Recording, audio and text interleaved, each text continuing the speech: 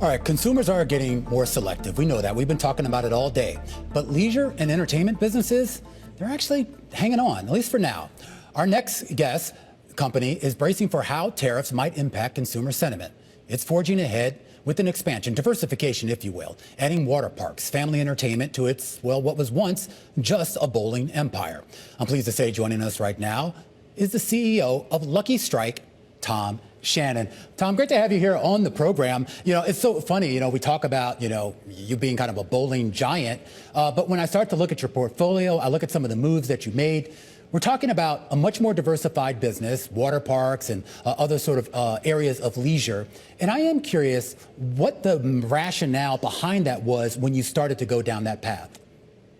It's really interesting, Romaine. When we looked at these adjacent businesses, almost by accident, we realized that the economics were virtually the same as bowling in terms of margin, return, and who the customers were. And so we said, these are exactly what we've been doing successfully for almost 29 years now, except they're at a larger scale.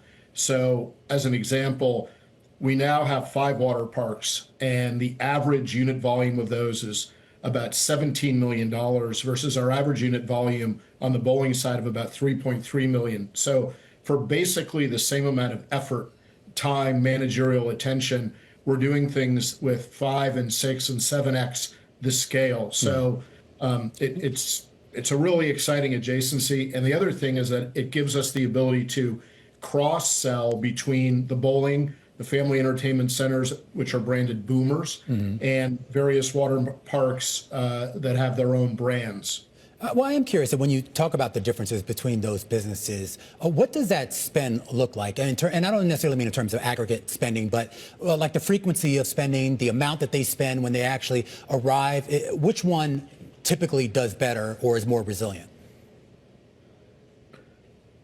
I'd say they're both pretty resilient. So if you take the bowling business, there's fundamentally 3 aspects. There are 3 customer groups. There's retail, which is just walk-in. There's the league bowler, which is organized play, and they'll commit to a typically 32-week season. And then there's the event business, which is everything from children's birthday parties up to high-end corporate events. And they all act very differently. For example, right now, the league business has been up for the last consistently really since COVID. The retail business has trended positive over the last couple of months, and the corporate business is still a drag. But in aggregate, the bowling business is trending up. The water park business, I think, is sort of a permanent fixture because if you live far from the water, if you're not in a coastal area, and it's 90 degrees all summer, how do you entertain the children? And so we have water parks in the Inland Empire of California, in North Carolina, outside of Illinois, and I think that business is extremely resilient. When it comes to broader consumer trends out there, we've been talking on this program a lot about tariffs and, of course, the hit that we see on actual physical consumer goods and how that might affect spending. One of the areas that we've seen that continues to be resilient and has been really for several years now, even during the pandemic, was the idea of services. The idea that people may not want to go out and buy a discretionary item, a lipstick or, a new piece of clothing, but they are willing to go out, to go bowling, to go to a restaurant, do things that provide them some satisfaction in the short term. Do you think that holds up, even in the face of any sort of economic downturn that may sort of arise over the next few months and quarters?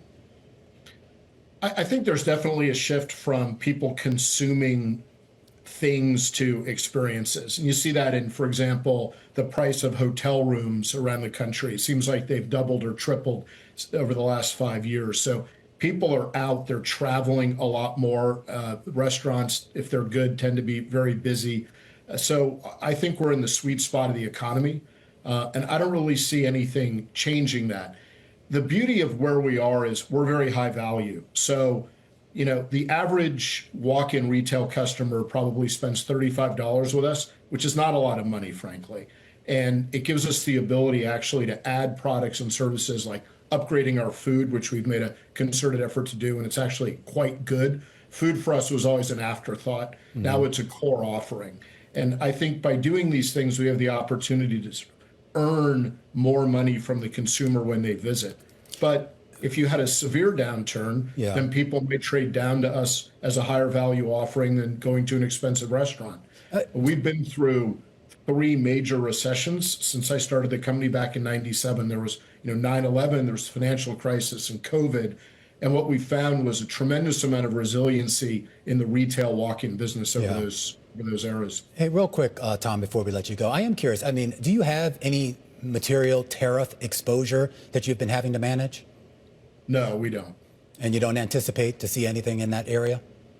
Well, I mean, we have very, very little that we import from China, for example, and it tends to be very low cost and not an important part of our business. So we're sort of, I don't want to say we're immune from tariffs, but we're not exposed to tariffs in any meaningful way. All right, Tom, got to leave it there. Tom Shannon there. He's the CEO of Lucky Strike, which